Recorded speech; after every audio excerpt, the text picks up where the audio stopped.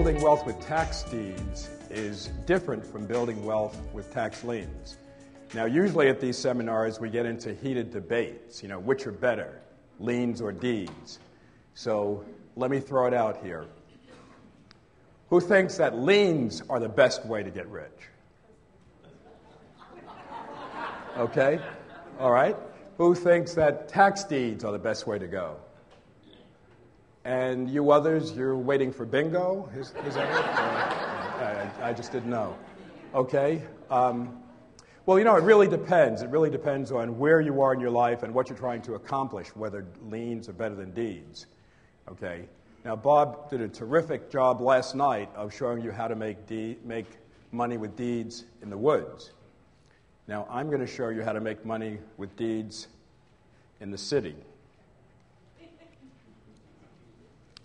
Okay. It was about 2.5 years ago that in my quest to make my comeback, I went to a seminar in Denver, just like this, lots of speakers.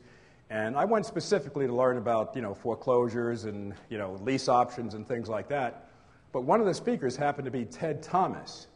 And I'd never heard of Ted. And, I was kind of annoyed. I was waiting for Bill Bronchick, one of those things. And Ted spoke, and he spoke about tax liens and tax deeds. And I knew something about tax liens and deeds because many years ago I had met an attorney who was buying them in New Jersey. Fast forward to Denver a couple years ago, and Ted is talking about tax liens and tax deeds. And I could tell from his presentation that this was different. This was more comprehensive. This was more support. And it was a much bigger world out there than just New Jersey. So I bought his course. At the time, the course was only, 6 tapes and 3 manuals, whatever. But that's what I used to get started in this business. About a month and a half after taking his course, after buying the course, I bought a property. Now, I ascribe that to beginner's luck, okay? Because what I did was take action. And taking action is really more important than anything else. I mean, once you get a basic knowledge, you don't have to wait until you know every single detail. And that's what I've seen a lot of people do, just get hung up in details and never do anything. So please don't fall into that. So I was able to take the knowledge I had, and in combination with an investor that I'll talk about, we bought some property, and within a few months, I was half owner of $50,000 worth of properties. Anybody else want to learn how to do that? All right, let's talk in general first about auctions, tax deed auctions. Your goal is to steal a property. Now, this is very important. Can you write that down? Because most people feel that their goal is to buy a property. You can buy a property anywhere, anytime. You want to steal a property. My own goal was to make a 300% profit. Okay, that's pretty close to stealing, as I think you can come legally. All right? There are other situations where, because my goal then was to turn around and sell it quickly. There are other times when your goal might be to buy something for your own use. So if you're going to buy it for your own use, then you want at least 30%, 50 to 30% off the retail, right? That would qualify as a steal. These are the steps for success in a tax deed auction.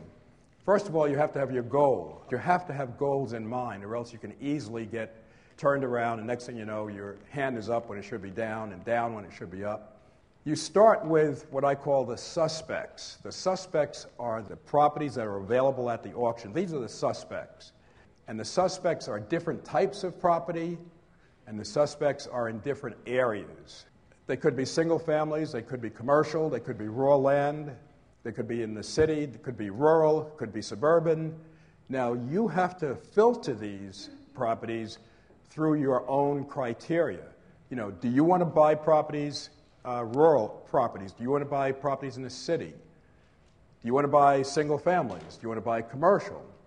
Okay, so you are taking the first pass at filtering these properties out. Then there are neighborhoods, okay? Properties are in neighborhoods. Are you comfortable with the neighborhood? Do you know the neighborhood? If you're looking to buy something for yourself, are any neighborhoods that you would like to live in yourself? Okay? the characteristics of the market. Is the market hot? What's going on? You talk to realtors, get an idea of what's selling, what's not selling, how long it's taking to sell. And very important, if you're in this as an investor, you want to start identifying likely buyers, okay? Because that's your exit strategy. Likely buyers. Who is likely to buy this type of property that you're interested in, and how much are they paying? You want to come up with the maximum bid, and you want to have that maximum bid chiseled in your forehead when you go into the auction house. And the way to determine that, you've taken a property that you've taken a list of properties and say, okay, these are the ones I want to go after for the reasons we looked at on the other slide. Do any of them require improvement? Now, do you think that properties available in a tax deed sale may need some improvement? Probably, okay. Because these are properties that nobody cared about, right? They didn't pay taxes on for 3 to 5 years. So it's very likely that they will need some type of improvement. You're not going to find, the classic New England Cape Cod with a white picket fence with smoke coming out of the chimney. Okay, it's not going to happen. So if you take the cost, if you determine the cost, then you subtract that from the price you think you can get it for, you'll arrive at the maximum bid. And that's what you go in to the auction with.